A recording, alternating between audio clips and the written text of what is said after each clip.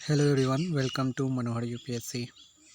BPSC का mains का exam जो कि दिसंबर लास्ट में होने जा रहा है, तो ये बहुत ही ज़्यादा इम्पोर्टेंट हो जाता है कि बीपीएससी का जो सिलेबस है मेंस के लिए वो आपको पता होना चाहिए। और इसी संदर्भ में मैं आज लेकर आया हूँ बीपीएससी का सिलेबस, जिसको आप अच्छे से देख लीजिए। और जो इसका इम्पोर्टेंट सेक्शंस हैं, उनके जो कुछ इम्पोर्टेंट क्वेश्चंस हैं जो कि बार बार रिपीट होते हैं, उन सारे क्वेश्चंस को भी मैं बारी बारी से करूँगा इसी चैनल पे। तो यदि आप बीपीएससी का एग्ज़ाम देने जा रहे हैं मेंस का, चाहे इस साल या अगले साल 67, 68 या 69th, तो इस चैनल को आप सब्सक्राइब कर सकते हैं और आने वाले सारे वीडियो का अपडेट आपको टाइम से मिलता रहेगा। तो चलिए देखते हैं मेंस का जो सिलेबस है वो क्या-क्या है। तो पहला जो आपका पेपर होता है वो जनरल हिंदी का होता है।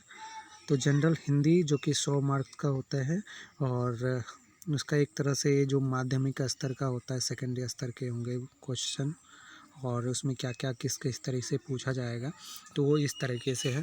आप देख सकते हैं कि निबंध जो है 30 मार्क का पूछा जाएगा, व्याकरण 30 मार्क का होता है, वाक्य विन्यास 25 मार्क का, और संक्षेपण होता है जो कि 15 मार्क्स का होता है। तो बहुत ही ज़्यादा ये ईज़ी होता है। इसको यदि आप करना चाहते हैं तो प्रीवियस ईयर का क्वेश्चन कर लीजिए, वो भी बहुत ज़्यादा इनफ होगा। और नेक्स्ट है आपका जो जनरल स्टडीज़ का पेपर होता है, जो ये हिंदी का पेपर होता है, उसमें सिर्फ पासिंग मार्क्स लाना ज़रूरी होता है, ज़्यादा नहीं, बस 30%। और मेंस का जो एग्ज़ाम होता है बाकी जनरल स्टडीज़ का, वो आपका क्वालिफाइंग नहीं होता है, उसमें आप जितना ज़्यादा अच्छा परफॉर्म करेंगे उस हिसाब से आपको रैंक मिलेगा। तो जनरल स्टडीज़ जो होता है उसमें 2 पेपर होते हैं। जनरल स्टडीज़ पेपर 1 जो होता है, उनमें modern history of India and Indian culture, और current events of national international importance, statistical analysis, graphs and diagrams, ये सब होते हैं।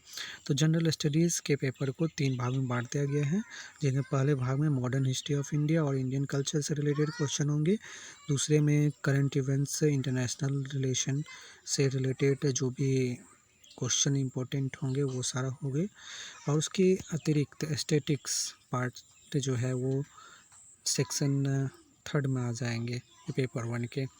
तो ये स्टैटिक का क्वेश्चन बहुत ही ज़्यादा इंपॉर्टेंट हो जाता है, 72 मार्क्स का ये 2 क्वेश्चन पूछा जाता है, और जिसका 72 में 72 आ गया या 70 आ गया, जितना ज़्यादा आ गया उतना ज़्यादा आप अच्छा परफॉर्मेंस दे पाएंगे इस पेपर में। चूँकि पेपर 2 जो होता है थोड़ा डायनेमिक होता है, उसमें उतना ज़्यादा मार्क्स नहीं ले पाते हैं जो भी एस्पिरेंट्स होते हैं, इसलिए आपको चाहिए कि ज़्यादा से ज़्यादा मार्क्स आप पेपर 1 में कर पाएँ, और इसमें आपका स्टैटिक्स बहुत ही ज़्यादा अहम किरदार निभाता है। तो स्टैटिक्स, करंट इवेंट्स और हिस्ट्री, आर्ट एंड कल्चर, तीनों को बहुत अच्छे तरीके से आप कर लीजिएगा। और जो इम्पोर्टेंट इसका सेक्शंस होगा, इम्पोर्टेंट जो इसके पार्ट्स होंगे जो बार बार रिपीट होते हैं क्वेश्चन, उन सारे क्वेश्चन को मैं बारी बारी से करूँगा अभी इसी चैनल पे। तो जनरल स्टडीज़ पेपर 2 में देखते हैं, इसमें भी 3 सेक्शंस होते हैं।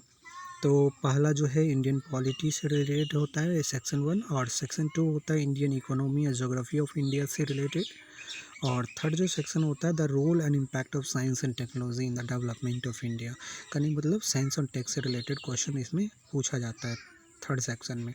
तो ये भी बहुत ज़्यादा इंपॉर्टेंट है, कुछ क्वेश्चन इसमें भी गैस किया जा सकता है जो बार बार रिपीट होता है, जो पॉलिटी का खास करके क्वेश्चन होता है। साइंस एंड टेक और बाकी इकोनॉमी ज्योग्राफी का क्वेश्चन जो है वो भी थोड़ा बहुत आप जो है अनुमान लगा सकते हैं प्रीवियस ईयर के क्वेश्चन को देख करके। तो इसमें भी आप अच्छा से अच्छा परफॉर्म कर सकते हैं यदि आप प्रीवियस ईयर क्वेश्चन को अच्छे तरीके से देखते हैं। तो दिस इज़ ऑल।